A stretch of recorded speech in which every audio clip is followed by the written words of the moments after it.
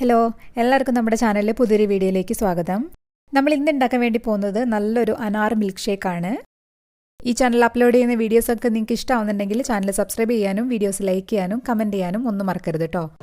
അതിന് വേണ്ടിയിട്ട് ഒരു കപ്പ് അനാർ ഇതുപോലെ അല്ലികൾ അടർത്തിയെടുത്തിട്ടുണ്ട്. ഈ ഒരു ഫ്രൂട്ടിന് പല സ്ഥലത്തും പല പേരുകൾ പറയാറുണ്ട്. ഉറുമാമ്പഴം എന്നും അതുപോലെ മാതളം എന്നൊക്കെ പറയാറുണ്ട്. നമ്മുടെ നാട്ടിലൊക്കെ ഉറുമാമ്പഴം എന്നാണ് കേട്ടോ പറയാറ്. ഇനി ഇത് നമുക്ക് മിക്സിയുടെ ജാറിലേക്ക് ഇട്ട് കൊടുക്കാം. ഇനി ഞാൻ ഇതിലേക്ക് ചേർക്കുന്നത് നല്ല കട്ട പാലാണ്. ഞാനിവിടെ 1.5 കപ്പ് പാലാണ് എടുത്തിട്ടുള്ളത്. ആദ്യം തന്നെ പാല് നന്നായിട്ടൊന്ന് തിളപ്പിച്ചെടുക്കണം.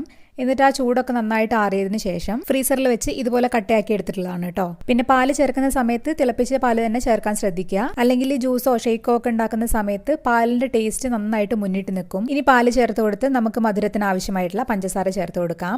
ഞാനിവിടെ 4 ടേബിൾ സ്പൂൺ പഞ്ചസാരയാണ് ചേർത്ത് കൊടുക്കുന്നത്.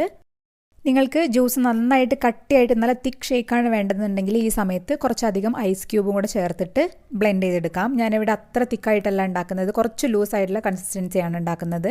അതുകൊണ്ട് ഞാൻ ഐസ് ക്യൂബ് ചേർത്ത് കൊടുക്കുന്നില്ല. ഇപ്പം നമ്മൾ അനാറും പാലും അതുപോലെ പഞ്ചസാരയും ചേർത്ത് നന്നായിട്ട് ഇത് ബ്ലെൻഡ് ചെയ്തെടുത്തിട്ടുണ്ട്. ഈ ഒരു തിക്നെസ്സിലാണ് കേട്ടോ ഞാൻ എടുത്തിട്ടുള്ളത്. നിങ്ങൾക്ക് വേണമെന്നുണ്ടെങ്കിൽ ഐസ് ക്യൂബ് ചേർത്തിട്ട് നല്ലതായിട്ട് തിക്നെസ് കൂട്ടാം.